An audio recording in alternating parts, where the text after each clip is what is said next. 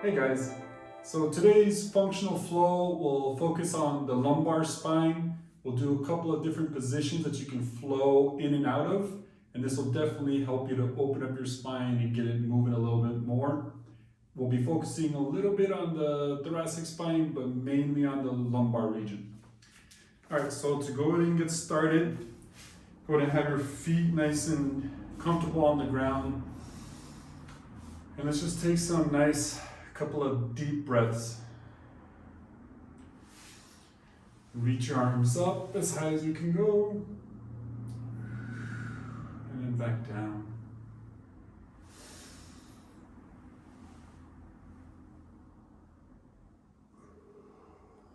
And really, when you take those deep breaths, really feel your lungs expand and your rib cage expand and fill with air.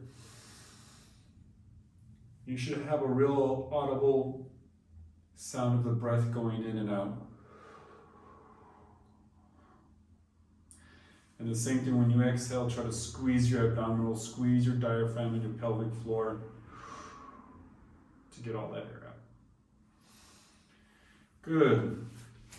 And so what I'll have you do is kind of space your feet out along the ground. Go ahead and bend forward, try to touch the ground if you can, but if you're at your shins, that's okay.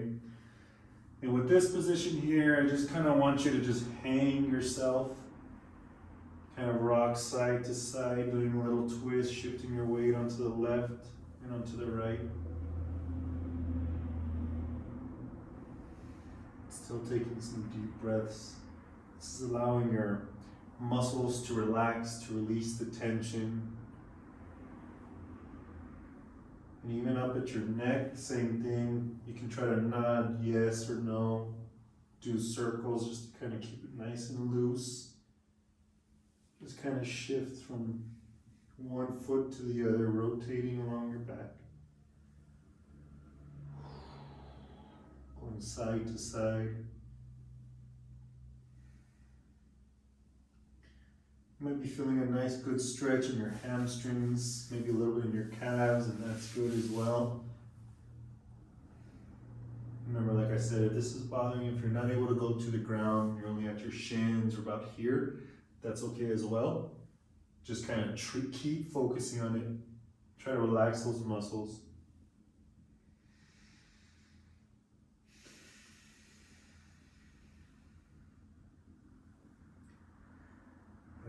Even with that, see if you can touch the ground, or if you were at your shins, if you can touch your toes, and see how much movement you already have. And that's just from allowing the muscles to relax. Now today I have a yoga block with me that if some of you have a yoga block or something that you can use to help out with some of these positions and postures, that's great. Because then what we'll do is what's called a spinal twist with you in this bent position. And so with this one, you can actually allow that knee to bend, the left knee, placing your left hand on the ground. Bring your right hand up into the sky. And exhale as you come back down. And then we'll do the same thing on the other side. So switch, bend that right knee, allow your hand to come down to the ground. Take that left hand and go all the way up. Deep breath as you go up and then coming down, exhale. With the yoga block, if you have one, the way you can do it is the same idea, is where you'll put your hand on the block, still allow the knee to bend, so in this case the left knee. Take your arm up, breathe in, and then exhale, come back down. And then switch to the other side, same thing. Right knee bends, left hand goes up with a deep breath. And exhale, come back down. Good. And just depending on where you're at, you can use different sides of the yoga block to help you out and assist you in that movement. All right. So now what I'll have you do, you're actually going to have to space your feet out, probably like if you were doing cherry pickers. And all you're going to do is you're going to come and you're going to sit down into your hips. Might take a while to kind of get comfortable with it. Maybe shift side to side, getting your feet where you need it to be. The idea is to try to bring your hips down and then your hands forward. And then as much as you can, try to bring your heels to the ground, but as you can tell, mine don't really touch that well. I'm going to rotate just to kind of give you the image. So you're standing up, heels kind of come down to the ground. Bring your arms out there. And this is engaging a little bit more your hips. If you have tight glutes or tight rotators of your hips, this is really good. The same thing down with the ankles, kind of working on some of the mobility of your ankles. Your feet don't exactly touch, or the heels don't exactly touch the ground, and there's some limitations there, but nothing to get too nervous about. And then what I would encourage you to do is kind of rock back and forth, kind of trying to plant that heel on the ground. And remember to keep breathing, keep breathing. Good.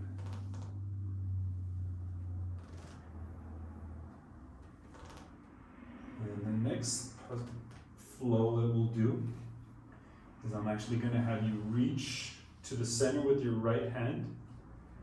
With your left hand, I want you to kind of take it over to your hip, and you're just going to try to rotate and look up to the sky.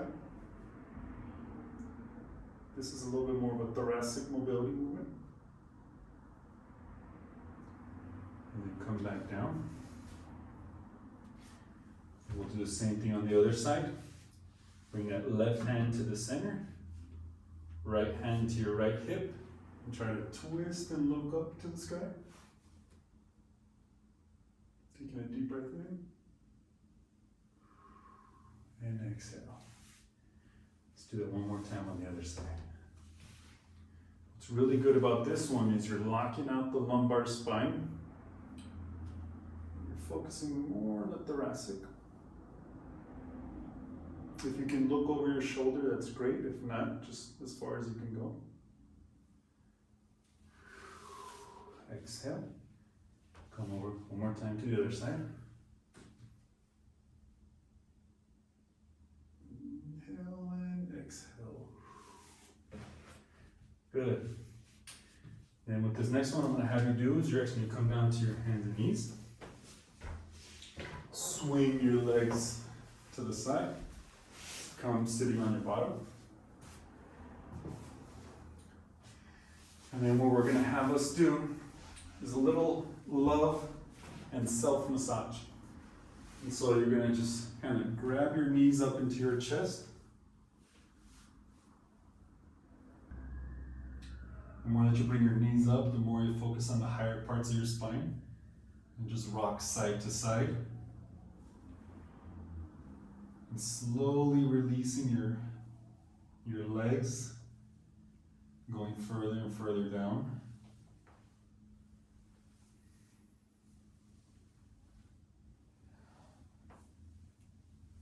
Kind of a self-massage there. Bring your feet down to the ground. Take a nice long deep breath. And then, having your arms out extended, you're going to rotate your hips, bring your knees to one side.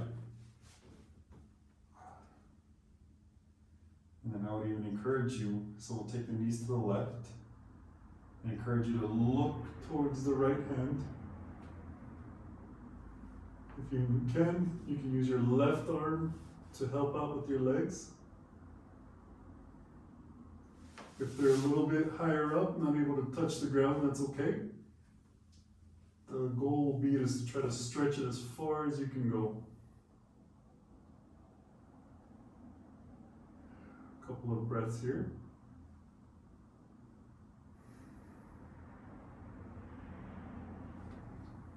And we'll release. Come back up to the center. And do the same thing going to the other side. So let your knees fall down towards the right. Looking over to your left hand.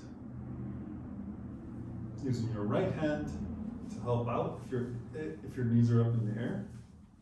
Get a really good stretch in your back. Now when you do this, you might feel and notice a couple little pops that'll happen in your back. I've already had like 3 or 4. It's actually a good thing. Just means your bones are moving again. It's been a little rigid.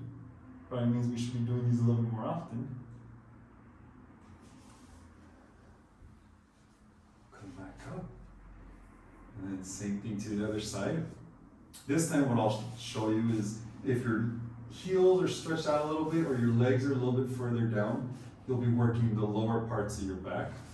The more that your legs are up, the higher part of the back that you'll be working. So maybe you can try to go a little bit higher. The same idea. So you can tell on this one I'm a little tight here on the right hip, a little higher. But I'll still stretch it out.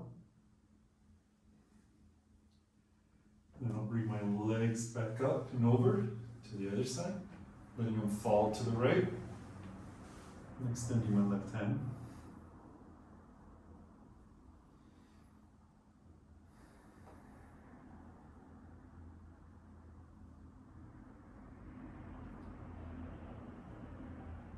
And one little trick to notice about this, if you're in this position and bringing your legs up back into a neutral position is difficult, or if you're feeling like you have to use your arms, or you feel a little bit unstable, like you need to do something with your hands to help out with that movement, it's just a sign of some of that core instability, not being able to control that movement. So just know that if that's a little bit difficult for you to do, we'll have to work on a little bit of core exercise. So the last exercise is probably our favorite. It's basically just laying there.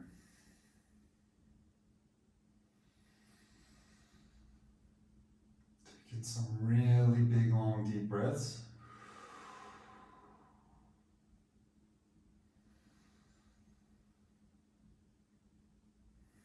And when you're in this position, you can kind of feel where your body is on the ground. How much does your back arch, or is it flat? Where do your arms fall? Are they completely flat, or are they a little bit rotated? Thumbs going up. Where are your shoulders? Are they off the ground, or are they able to be resting on the ground? And lastly, kind of where your feet are in space. Are they completely straight up? Are they all the way down to the ground, somewhere in between? Is there one side that's different from the other? That's really the best thing of this position, is to be able to sense those changes or imbalances that you may have in your body. One more deep breath.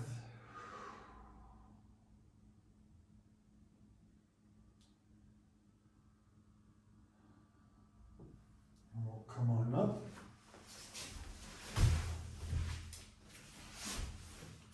Alright guys, so today we worked on a little bit of the lower back. Be sure to join me next time for some functional flows of the other areas of the body. Keep it going.